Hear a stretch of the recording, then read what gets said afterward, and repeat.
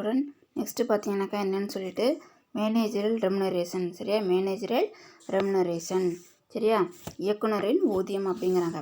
The managerial remuneration is payable to a person appointed US 196 of the Act.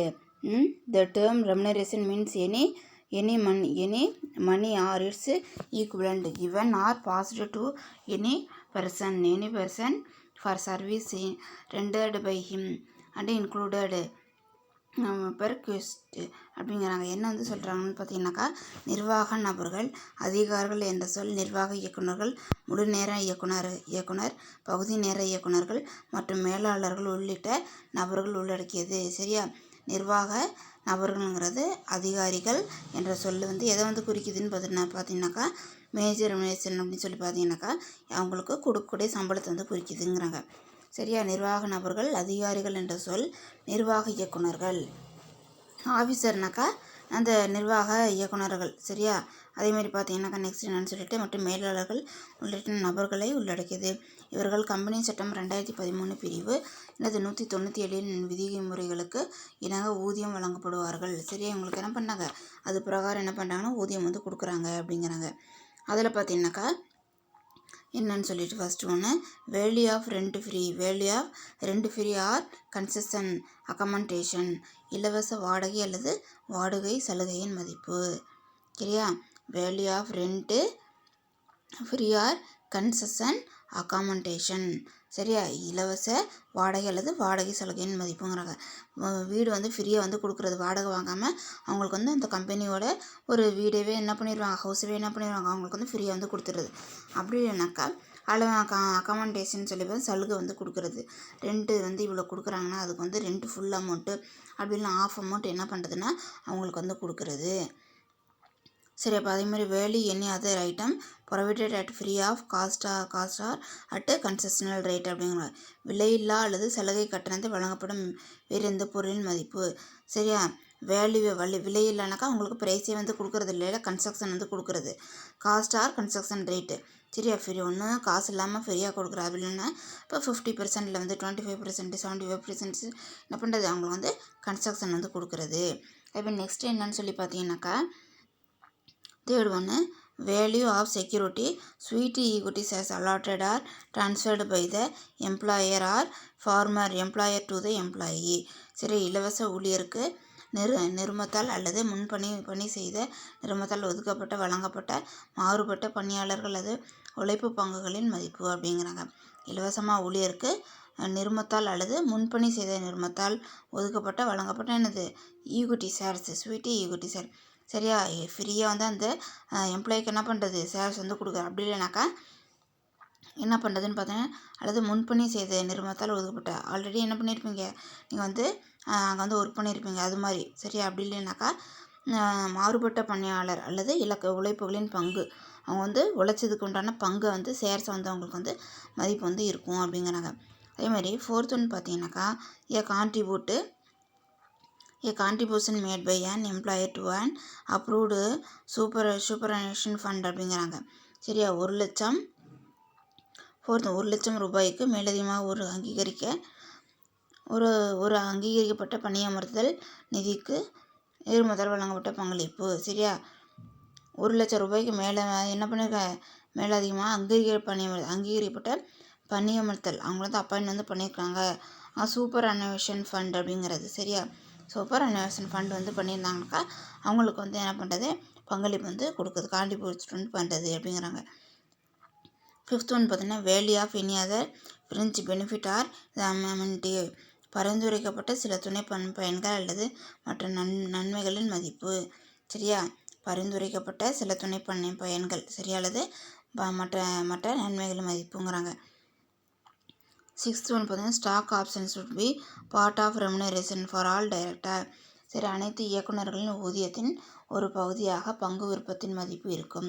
சரி, எல்லா டைரக்டரோட பங்கு மதிப்பு. சரி, இன்ட்ரெஸ்ட் ரெமுனரேஷன் ஊதியத்தின் ஒரு பகுதியாக பங்கு விருப்பத்தின் மதிப்பு இருக்கும் அப்படிங்கிறாங்க. சரியா, பங்கு விருப்பத்தை பெற சுயாதீன இயக்குனருக்கு உரிமை இல்லை. சரியா, அதில் என்னென்னா stock options would be part of remuneration of all director. இதில் அனைத்து இயக்குனர் ஊதியத்தின் ஒரு பகுதியாக பங்கு விருப்பத்தின் மதிப்பு வந்து இருக்கும் அப்படிங்கிறாங்க. சரி, அடுத்தது பார்த்தீங்கன்னாக்கா இதில் வந்துட்டு form of managerial remuneration. Form of என்னது? Managerial remuneration. அதேமாரி பார்த்தீங்கன்னாக்கா இதில் வந்துட்டு form of manager remuneration based on profit of the company. நிர்ம லாபத்தின் அடிப்படையில் எப்படி வந்து அவங்களுக்கு வந்து சேலரி வந்து ப்ரொவைட் வந்து கால்குலேட் வந்து பண்ணுவாங்கன்னு பார்த்தீங்கன்னாக்கா ப்ராஃபிட் ஆஃப் த கம்பெனி, நிறுவனத்தோட லாபத்தை வச்சு என்ன பண்ணுவாங்க, அவங்களுக்கு வந்து ப்ராஃபிட் ஒரு டைம் வந்து அதிகமாக வரலாம், ஒரு டைம் வந்து குறைவாக வந்து வரலாம் அந்த சுச்சுவேஷனில். அதேமாதிரி பார்த்தீங்கன்னாக்கா next based on shareholder recommendation. பங்குதாரன் பரிந்துரைகளின் அடிப்படையில் ஷேர் ஹோல்டர் என்ன ரெக்கமெண்ட் வந்து பண்ணுறாங்களோ அதை பேஸ் பண்ணி என்ன பண்ணுவாங்க, அவங்களுக்கு வந்து கொடுப்பாங்க அப்படிங்கிறாங்க. நெக்ஸ்ட்டு பார்த்தீங்கன்னா paste on share holder and central government recommendation. பங்குதாரர்கள் மற்றும் மத்திய அரசின் பரிந்துரைகளின் அடிப்படையில் மேலாண்மை நபர்களுக்கான அனுமதிக்கப்பட ஊதியம். சரியா? அதே மாதிரி பங்குதாரர்களின் என்னது பங்குதாரர்களின் மற்றும் மத்திய அரசின் பரிந்துரைகளின் அடிப்படையில் மேலாண்மை நபர்களுக்கான அனுமதிக்கப்பட்ட ஊதியம் அப்படிங்கிறாங்க. சென்ட்ரல் கவர்மெண்ட் வந்து ரெக்கமெண்ட் வந்து பண்ணியிருந்தாக்கா அது பிரகாரம் என்ன பண்ணுவாங்க, அவங்களுக்கு வந்து கொடுப்பாங்க. நெக்ஸ்ட்டு பார்த்தீங்கன்னா என்னன்னு சொல்லிட்டு remuneration allowed managerial person in case of company having adequate profit அப்படிங்கிறாங்க. சரியா? இதில் வந்துட்டு என்ன வந்து சொல்கிறாங்கன்னு சொல்லி பார்த்தீங்கன்னாக்கா நிறுவனத்தின் போதுமான லாபம் இருப்பின், சரி, public company can pay remuneration to its director including managing director and whole time director and its manager which shall not exceed 11% of the net profit and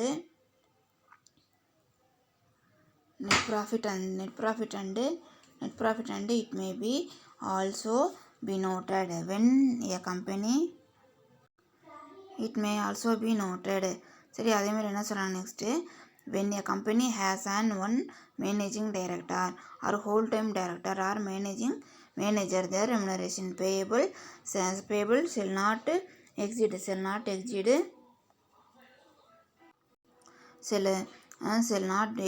5% of net profit if it is more than 11% as calculated in a manner laid down in section 198 of the Companies Act 2013. சரி, நிறுவனத்தில் போதும் லாபம் இருப்பின் ஒரு பொது நிறுவனம் நிர்வாக இயக்குநர்கள் மற்றும் முழு நேர இயக்குநர்கள் உட்பட அதன் இயக்குநர்களுக்கு வழங்கும் ஊதியம். சரியா? ஒரு பப்ளிக் கம்பெனி வந்து என்ன பண்ணுறாங்கனாக்கா அதோட டைரக்டருக்கு ஃபுல் டைம் டைரக்டருக்கு என்ன பண்ணாங்க கொடுக்கக்கூடிய ரெமுனரேஷன் எப்படி இருக்குன்னா அந்த கம்பெனியோட நெட் ப்ராஃபிட் நிகர லாபத்தில் 11% விட அதிகமாக இருக்கக்கூடாது. சரி, அப்போ அந்த கம்பெனியோட managing director or whole time டைரக்டருக்கு அவங்க ஆர் மேனேஜருக்கு வந்து கொடுக்கக்கூடிய ரெமுனரேஷன் எப்படி இருக்கணும், அவங்களோட நெட் ப்ராஃபிட்டில் 11%க்கு அதிகமாக வந்து இருக்க வந்து கூடாது. சரியா? நிகர லாபத்தை முழு நேர இயக்குனர் அல்லது மேலாளர் நிகர லாபத்தின் 5% தாண்டக்கூடாது. நெட் ப்ராஃபிட்லேயே என்ன பண்ணக்கூடாது, 5% என்ன பண்ணக்கூடாது, அதுவும் தாண்ட வந்து கூடாது. வழங்கப்பட்ட ஊதியம் 11%க்கு அதிகமாக இருந்தால் 2013ஆம் ஆண்டின் கம்பெனிகள் சட்டம் 198 பிரிவின் கீழ் சட்டத்தில் கூறப்பட்டுள்ள விகிதத்தில் கணக்கிடப்படுகிறது. சரியா? அதே மாதிரி பார்த்தீங்கன்னாக்கா என்னென்னு வழங்கப்பட்ட ஊதியம் 11%க்கு அதிகமாக வந்து இருந்தாக்கா 2013 செக்ஷன் 2013 செக்ஷன் என்னது 198 பிரகாரம் என்ன பண்ணணும், சட்டத்தில் கூறப்படும் விதத்தில் வந்து கணக்கிடப்படுகிறது அப்படிங்கிறாங்க. சரியா? அதே மாதிரி நெக்ஸ்ட்டு பார்த்தீங்கன்னா remuneration payable by a company in case where is no profit or inadequacy of profit without central government and to pay remuneration in excess of the above limit is என்னது detail below அப்படிங்கிறாங்க. சரியாப்பா? இது வந்து என்ன பண்ணியிருக்காங்க, இங்கே வந்து கொடுத்துருக்காங்க central government வந்து எப்படி வந்து ப்ரொவைட் பண்ணியிருக்காங்க அப்படிங்கிறத என்ன பண்ணியிருக்காங்க இதில் வந்து கொடுத்துருக்காங்க. என்னன்னு சொல்லி பார்த்துக்கலாம். அதேமாதிரி பார்த்தீங்கன்னாக்கா நெக்ஸ்ட்டு பார்த்தீங்கன்னாக்கா என்னென்னு சொல்லிட்டு இதில் லாபமற்ற அல்லது போதியமான லாபமற்ற கம்பெனி ஒன்றில் அளிக்கப்படும் போது குறைந்த அளவு விகிதம் ரூபாய்க்கு மதிப்பில் வந்து இருக்கும் அப்படின்னு வந்து சொல்கிறாங்க. சரியாப்பா. வேறு effective capital is limit of yearly remuneration payable shall not exceed rupees negative or less than 5 crore. சரியா, 30 lakh. சரியா, ஒரு கம்பெனி மூலம் அதிகபட்சமாக நிறுவனத்தின் மேலாளருக்கு வழங்க வேண்டிய ஊதியம். ஒரு கம்பெனியில் அதிகபட்சமாக வந்து மேனேஜருக்கு வந்து எவ்வளோ வந்து கொடுக்கணும்னு சொல்லி சொல்கிறாங்க. சரியா, மூலதனத்தின் அளவு வந்து கொடுத்துரு negative or less than 5 crore, எதிர்மறையாக அல்லது 5 கோடிக்கு குறைவு. Limit yearly remuneration payable shall பார்த்தீங்கன்னாக்கா limit of yearly remuneration payable shall not exceed எவ்வளோ 3 rupees, எவ்வளோக்குள்ள 30 lakh வந்து கொடுத்துருக்காங்க. 30 lakh ரெமுனரேஷன் வந்து கொடுக்கலாம். Limit of yearly yearly 30 lakh வர மாதிரி. சரி, அதே மாதிரி நெக்ஸ்ட்டு பார்த்தீங்கன்னா 5 crore and above but less than 100 crore. அது பார்த்தீங்கன்னாக்கா எவ்வளோன்னு சொல்லி அந்த கேபிட்டல் வேறு எஃபெக்டிவ் கேபிட்டல் அப்படின்னு சொல்லி கொடுத்துருக்காங்க. அது எவ்வளோன்னு சொல்லி பார்த்தீங்கன்னா 42 lakh. சரி, அது எவ்வளோ 42 lakhக்குள்ளே வந்து இருக்கணும். அதேமாதிரி 100 crore and above but less than 250 crore, அப்போ என்ன 60 lakh. சரி, அதேமாதிரி நெக்ஸ்ட்டு பார்த்தீங்கன்னாக்கா 250 crore அண்டு எபோ என்னது அண்டு எபோ. சரியா, 100 கோடி மட்டும் அதற்கு மேல் ஆனால் 250 கோடிக்கு குறைவு, அப்போ 60 லட்சம் வந்து இருக்கலாம். சரி, அதே மாதிரி 250 கோடி மற்றும் அதற்கு மேல் செலுத்தப்படக்கூடிய ஆண்டு உச்சத்தின் உச்சவரம்பு ரூபாய் அப்படின்னு சொல்லி கொடுத்துருக்காங்க. 250 கோடி.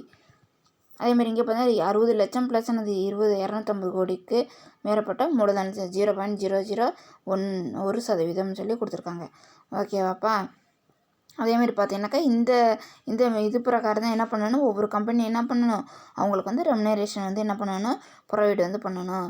சரியா, 5 crore இருந்தால் 30 lakh, அதேமாதிரி 5 crore 100 crore இருந்தாக்கா 42 lakhsக்குள்ளே வரணும். சரியா, இப்போ இயர்லி லிமிட் ஆஃப் என்னது இயர்லி ரெமுனரேஷன். அதேமாதிரி 100 crore 250 இருந்தாக்கா 60 lakh. 250 crore இருந்தாக்கா என்ன பண்ணணும், 6 lakh ப்ளஸ் என்னது 9.91 of the effective capital in excess of என்னது 250 crore அப்படின்னு சொல்கிறாங்க. அதேமாதிரி நெக்ஸ்ட் என்னென்னு பார்த்தீங்கன்னா பவர் ஆஃப் என்னது டைரக்டர்.